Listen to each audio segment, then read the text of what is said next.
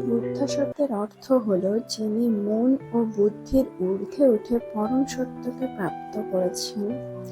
যেসব মানুষরাই আধ্যাত্মিক পথের পথিক তারা গৌতম বুদ্ধ নামে শোনেননি, এটি হওয়া প্রায় অসম্ভব। তারই সৃষ্টি প্রক্রিয়ার মাধ্যমে তিনি তৈরি করেছিলেন প্রতিটি মানুষের আধ্যাত্মিক জাগরণের এক সুবিশাল পথ। তাই আজ আপনাদের বলবো আধ্যাত্মিক ও সুন্দর জীবনের জন্য তারই বিশেষ কিছু বাণী, যা আপনার জীবনকে বদলে দেবে।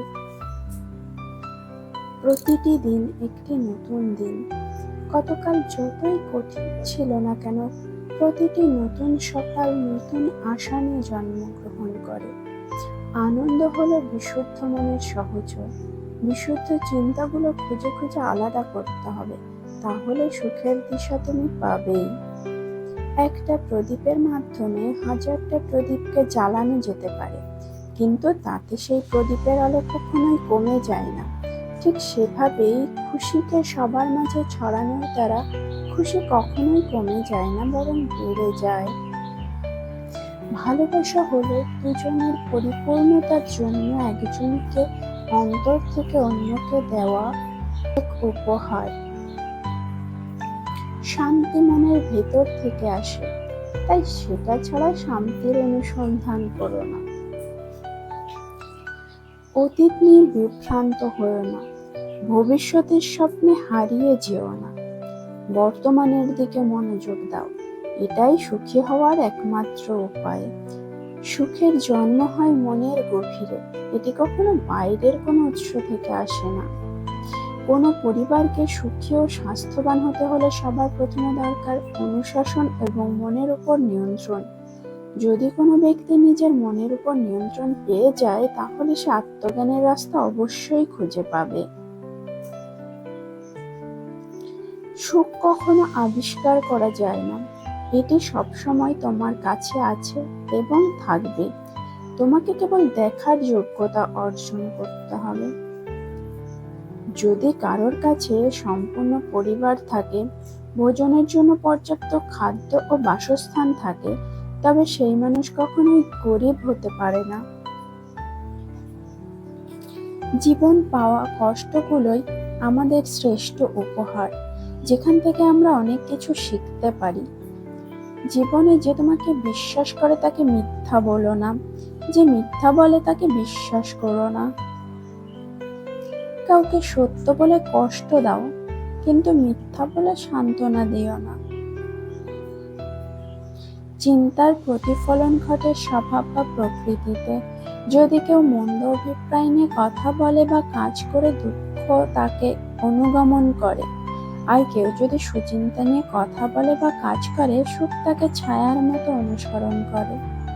অনেক মোমবাতি জ্বালাতে আমরা কেবল একটি মোমবাতি ব্যবহার করি, এর জন্য ওই মোমবাতিটির আলো কখনো মোটেও কমে না।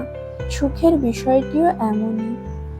তুমি কতটা ভালোবাসা দিলে, কতটা পূর্ণতার সাথে জীবনকে উপভোগ করলে এবং কতটা গভীরতার সাথে হতাশাকে জীবন থেকে ত্যাগ করলে, এই সবকিছুই সবশেষে অধিক গুরুত্বপূর্ণ ভূমিকা পালন করে। যা তোমার নয় তা নিয়ে দুঃখ করে কোনো লাভ নেই। ভুলে যাও যা চলে গেছে। অপেক্ষা করো, তুমিও বুঝবে এটি তোমারই ভালোর জন্যই হয়েছে। আপনার শত্রুর চেয়ে আপনার খারাপ চিন্তাগুলোই আপনার সবচেয়ে বেশি ক্ষতি করছে। সন্দেহের অভ্যাস সবচেয়ে ক্ষতিকারক, এটা মানুষকে দূষিত করে। সন্দেহ একটা ভালো বন্ধুত্ব ও ভালো সম্পর্ককে ধ্বংস করে দেয়। নির্বোধ বন্ধু আদৌ কোনো বন্ধু নয়। নির্বোধ বন্ধু থাকার থেকে একা হওয়া অনেক ভালো। কোনো হিংস্র পশু অপেক্ষা কোনো শয়তান বন্ধুকে আপনার বেশি ভয় পাওয়া উচিত, কারণ হিংস্র পশু আপনার শরীরের ক্ষতি করতে পারে, কিন্তু একজন খারাপ বন্ধু আপনার বুদ্ধির ক্ষতি করে দিতে পারে। বন্ধু এমন একজন যিনি আপনার জীবন সম্পর্কে সমস্ত কিছু জানেন এবং এখনো আপনাকে ভালোবাসেন। জীবনের সব থেকে মূল্যবান উপহার হলো একজন সৎ বন্ধু পাওয়া।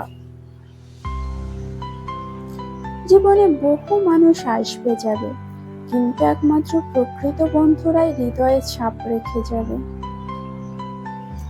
আপনার প্রয়োজন থেকে নয়, সবসময় আপনার হৃদয় থেকে আপনার বন্ধুদের ভালোবাসুন।